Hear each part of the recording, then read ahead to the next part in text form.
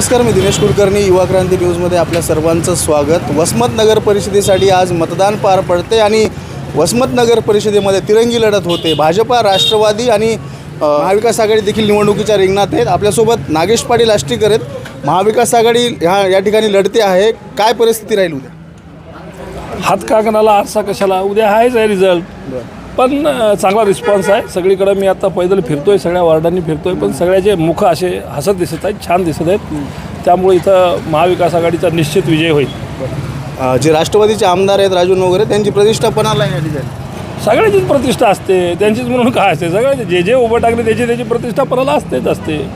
त्यामुळं त्याला काय असं हे करायचं नसते, खेळीमेळीमध्ये झालं पाहिजे। आणि जे काही लोक, जनता जनार्दन आहे, मताचा अधिकार फार मोठा आहे आणि जे दिलं ते स्वीकारलं पाहिजे। तुमच्यासोबत काम करणारे होते कन्हैया वाहेती, ते देखील या निवडणुकीमध्ये आहेत। कसं बघता? कारण ते तिकडे जाऊन त्यांनी तिकीट घेतलं। काय नाही बा, मी मागेही सांगितलं तुम्हाला की त्यांनी वाटच पाहिली नाही। त्यांचं म्हणणं आहे की तुम्ही शब्द देऊन ठेवले होते लोकांना आधी। गलत आहे त्याला तसा तो गैरसमज आहे। कधीही कुणालाही आम्ही शब्द दिलेला नव्हता। वास्तविक पाहता एक दिवस अगोदर, 2 दिवस अगोदर सुद्धा हे तिढा चालूच होता। त्यामुळं असं काही संभ्रम करायची गरज नाही आहे। नांदेडचे वंचित बहुजन आघाडीचे जे प्रदेश उपाध्यक्ष आहेत अविनाश भोसीकर, ते म्हणतात नागेश पाटील आष्टीकर अशोकराव चव्हाणांना साथ देतात, म्हणजे मॅनेजमेंटचं राजकारण। अहो, नांदेड जिल्ह्यामध्ये किंवा हिंगोलीमध्ये अशोकराव चव्हाणच्या विरोधात बोलणारा एकमेव माणूस मी असेल। त्यामुळं मी त्यांच्यासोबत असतो का नसतो हे बारीक सारीक गोष्टी आता याला काय फार हे करायचं नसते। आम्ही आमच्या पक्षाचं काम करतो, जे करतो ते नेकीनं करतो, त्यात काय। काही दिवसापूर्वी एक तुमच्या हातगावमध्ये पत्रकार परिषद झाली, तुमची देखील झाली असं कळतं? माझी पण झाली। काय प्रकरण? काय नाही, काय प्रकरण आहे, चुत्या प्रकरण आहे, फालतू काम नसलेला धंदा आहे। आणि बुडाला आग लागली की म्हणून तसं बाताळल्यावणी करते, तसलाच प्रकार आहे। मला तिहाड जेलमध्ये टाकायच्या गोष्टी चालू आहेत। त्यांची जरी इच्छा असली तरी तसं होणार नाही ना। ते म्हणतात मुस्लिम खासदार असला असतं तर टाकला असतं म्हणतात सरकार। हेच तर शोकांतिक आहे ना। म्हणजे हे महाविकास आघाडी असं गृहीत धरते की समजा मुस्लिमला तुम्ही एवढ्या याच्यावर धरता का? ते सुद्धा इथं आपल्या इथं राहणारे रहिवासी आहेत, हे भारताचे नागरिक आहेत, त्यांना असं बोलणं संयुक्तिक नाही आहे। पण हे युती सरकारच्या बाबतीमध्ये हे सगळेजण असंच बेताल वक्तव्य करतात आणि कुठेतरी धर्मामध्ये भांडणं लावायचा प्रयत्न करतात। अशी देखील चर्चा चालू आहे की तुमच्यावर दबाव आणून कुठेतरी तुम्हाला भाजपमध्ये पळवण्याचा चान्स आहे। मला कशाला घेता भाजपमध्ये? मी बाप होऊन येईल की वापस? मी आहे तर बरं आहे ना।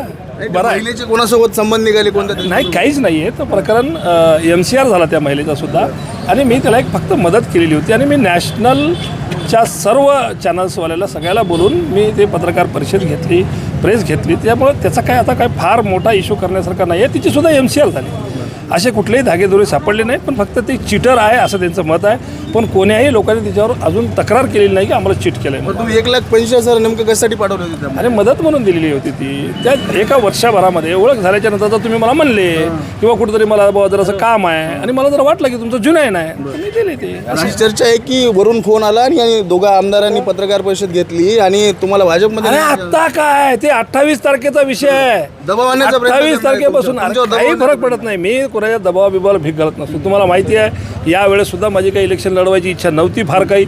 पक्षाच्या आदेशामुळे मी निवडणूक लढवली, मला लई काही फरक पडत नाही। पक्षाची निवडणूक लढवली काय नाही लढवली काय, मला काही लई फरक पडत नाही। मी संतुष्ट माणूस आहे, त्यामुळे माझ्यावर कोणी दबाव बिबाव तंत्र वापरू शकत नाही। महिलेचा डायरेक्ट पाकिस्तानसोबत संबंध आहे, तुम्ही त्यांना पैसे पाठवले? मी काय म्हणतो की हे जे न्यूज चॅनल आहेत ना, तुम्ही जरा चौकशी करा ना, नेमकं आत्ताची परिस्थिती काय आहे, काय त्याच्यात वर्दी झाली, काय त्याच्यात चौकशीमध्ये समोर आलं आहे। तर त्या चौकशीमध्ये त्यांचं चार्जशीट फाईल झाली आणि त्याला MCR सुद्धा झाला, त्याची चौकशी पूर्ण झाली। त्यामध्ये असं निष्पन्न काही झालं नाही, फक्त चीटर आहे हे एवढं सिद्ध झालं। पण चीटर असला तरी कोणी त्याच्यावर अजून तक्रार केली नसल्यामुळं त्याला MCR केलं। मुळीकरांचा आणि वानखेडेचा पत्रकार परिषद घेण्याचा उद्देश काय नेमकं? दुःखायली, दुसरं काहीच नाही। काय दुःख आहे? मराठी भाषा आहे, दुःखायली बस, एवढंच आहे, दुसरं काही नाही। ज्याची बरोबरी करू शकत नसतात ना, त्याची बदनामी करायची असते। हे अशातला प्रकार आहे, दुसरं काही नाही। माझी बरोबरी करू शकत नाही तर बदनामी करा, मग दुसरं काय।